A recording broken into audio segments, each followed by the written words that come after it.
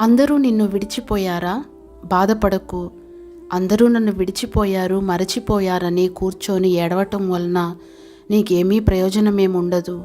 కానీ మన ప్రభువైన యేసుక్రీస్తుని ఒక్కసారి నీవు జ్ఞాపకం చేసుకున్నట్లయితే, ఒకప్పుడు నీతోనే ఉంటాము బోధకుడా, నీవెక్కడికి వెళ్తే అక్కడికే వస్తాము అన్నటువంటి వారే ఒక సమయం వచ్చేసరికి వారందరూ కూడా ఆయనను విడిచి పారిపోయారు. అటువంటి పరిస్థితిలో మన ప్రభువైన యేసుక్రీస్తు మనకొక మాదిరిగా మనల్ని ఆదరించి ధైర్యపరుస్తూ ఉన్నారు.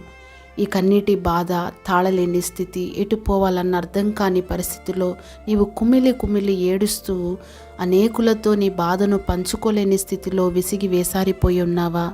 నీకొక శుభవార్త ప్రియ సహోదర సహోదరి. ఇదిగో నేను యుగ సమాప్తి వరకు సదాకాలం మీతో కూడా ఉంటానన్న దేవుని వాగ్దానం నీకొక ఆయుధం. అంతేకాకుండా పరిశుద్ధాత్మ అభిషేకం నీవు పొందినట్లయితే ఆయన నీతో కూడా ఉండును, నీలో నివసించును, ఆయన నిన్ను పరలోక రాజ్యానికి చేర్చును. నేడే పరిశుద్ధాత్మ అభిషేకాన్ని పొంది పరలోక రాజ్యానికి సిద్ధపడుదువుగాక. ఆమేన్.